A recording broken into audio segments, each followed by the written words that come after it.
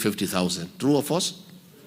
So Kenyans living here are serious stakeholders of the Kenyan happenings.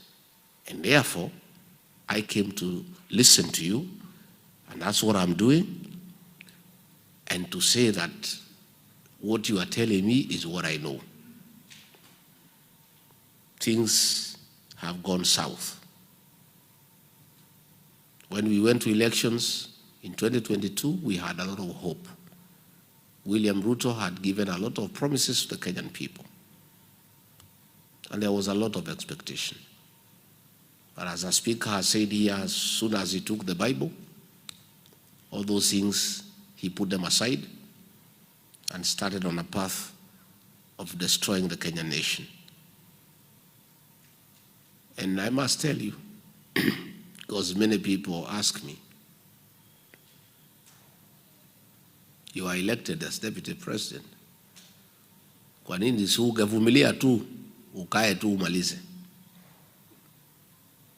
I tried, but it became difficult because I'm a truthful person. And a truthful person and a pathological liar to coexist is also it's a bit difficult. It's a bit difficult. It's like mixing oil with water.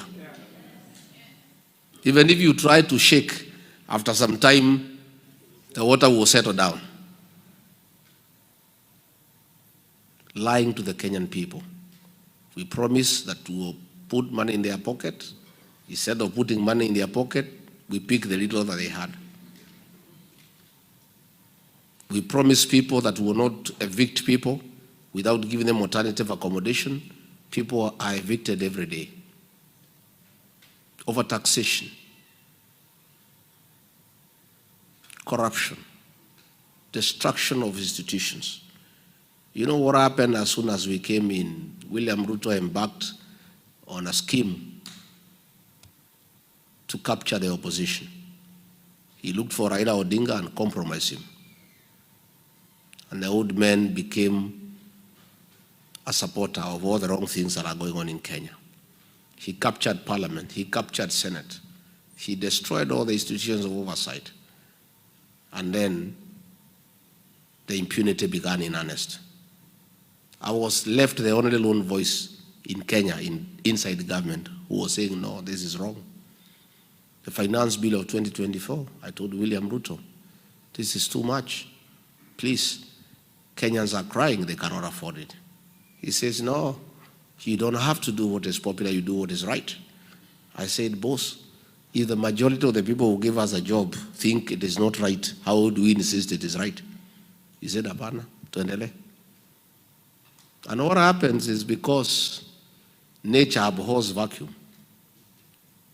When there was nobody to speak for the people of Kenya except Rigiji alone, nature abhors vacuum.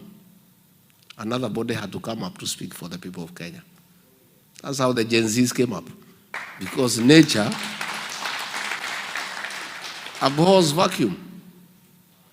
So when the Gen Zs started saying, no, this is wrong, and started agitating on behalf of the people of Kenya, a decision was made to clamp down on them. Abduction started, and torture, and I opposed from inside government.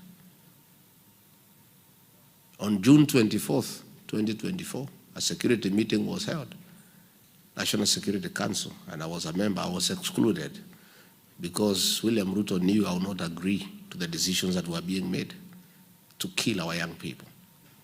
A decision was made to massacre and butcher children the following day on June 25th.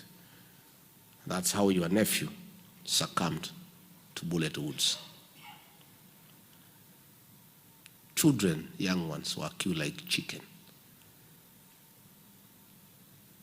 That evening, the president called a press conference and said they are criminals and they are treasoners and they will be dealt with.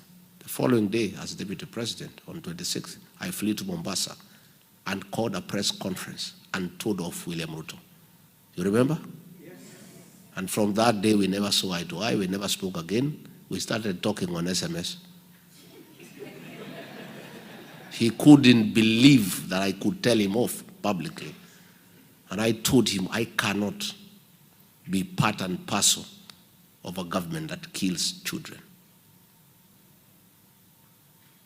And our relationship became worse and worse. And he told me he'll get rid of me unless I resign. And I told him I'll not resign, get rid of me. He mobilized funds and gave members of parliament and senate to hold me out of office. And I was quite happy because I could not be party to what was going on. In hindsight, today when I look back, I think my being removed from office was a blessing to me and to the people of Kenya. I don't want to imagine that today I will be deputy president and be part of what is going on, because I will not accept. So we would not have agreed. Tungekosana kwa sababu singekubali. So we now have an opportunity to do the right thing and fix our country. And this country we shall fix. Because the Kenyan people are resilient, they are determined, and will fix this country together. As we speak, Kenya is at crossroads because of the killings. The CS for Interior, Kipchumba Murkomen, gave an order of shoot to kill against the teachings, the Bible, and against the Kenyan Constitution. And that has been happening. Since he gave that order, so many young people have been killed. The president himself, despite saying that he's a Christian,